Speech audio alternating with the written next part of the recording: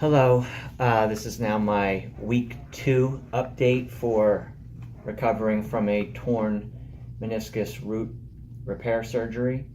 I actually have some notes behind me here on my computer so I don't miss anything, but just a correction from last week. I mentioned that I bent my leg to a 70-degree angle, which obviously you're not supposed to go past 90. That would be a problem. So 70 is actually more like that. What I meant to say was the opposite way. So I got it to about 120. So I just want to clarify that. You're not supposed to go past a 90-degree angle for, I think, the first 4 weeks or so. So right now I can get it to 90 comfortably, especially when it's hanging down and loose, but the physical therapy, I think, has really helped me with that. So just a clarification there. Another thing, I had a potential scare this past Friday with a blood clot or a potential blood clot. Basically what happened here at work right now over lunch, and just wasn't feeling good. I looked down at my leg and there was a tremendous amount of bruising. All the blood came to the surface quickly. I didn't know what was going on, so I called my doctor and he said, yeah, if you can't get in here immediately, then you need to call the ambulance. So I had to call the ambulance. They came in and took me to the emergency room, and I had tests done on my leg where they scanned it, and it turned out to be excess fluid built up around the bottom of my knee, which pushed blood to the surface and was really just part of the healing process as well. But it was good that I had it checked out, because obviously blood cut's not something that you want to mess around with. So if you see excess bruising about a week after surgery, just know that it's probably, like I said, part of the healing process, or fluid like it was in my case. A few more tips that I've accumulated during the week. I said last week that you're going to be putting a tremendous amount of pressure on your opposite leg, which is true. I did not know how to give that leg a break. I've since have figured out some tips, especially when you're getting up and down from like changing in the morning. So I would recommend finding a chair that can go in your closet or wherever you change, so you can sit down and put your socks on and everything, and your pants. It's much easier than having to get up and down all the time. Another health tip, I have increased the glucosamine amount.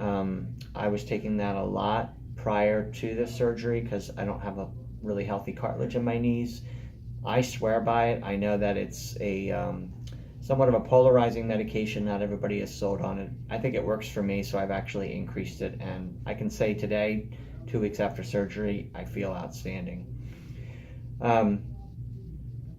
Another thing that is important is the elevation. Just make sure that your knee is above your heart when you're icing it, and when you're resting. It is for me right now. And when you are icing it, I didn't realize this, but I was icing it for too long. You only want to do it in 15-minute increments. The doctor said today, if you do it for more than that, your whole leg can get so cold that it totally loses the blood flow, and then when blood all of a sudden rushes back in, it can be a lot for it to handle, in his words. So just 15-minute increments. So I did see my doctor today. I can tell you that he said the surgery went well.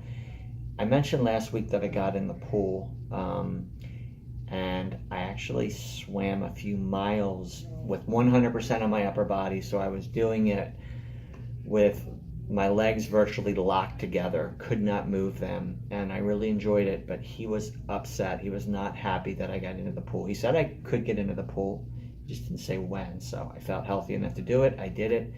But he said I've significantly increased the risk of infection, unfortunately, and one of the cuts in my knee looks a little bad right now. So the chances of infection are slim, but I had to go on antibiotic I got today at Costco. So the bad news is that I can't swim anymore for at least the next couple weeks until this heals.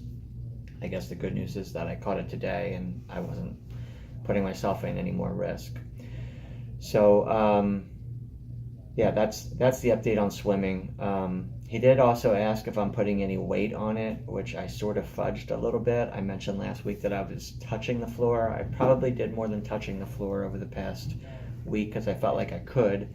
But he said it was really important that I not bear any weight, which I was told, at least until after 4 weeks. So 2 weeks from now, I'll be able to put weight on it. He said you can put 20% on it initially at 4 weeks and then increase it 20%, probably every other day until you reach 100. So I would imagine after 5 weeks, you should be able to put full weight on it.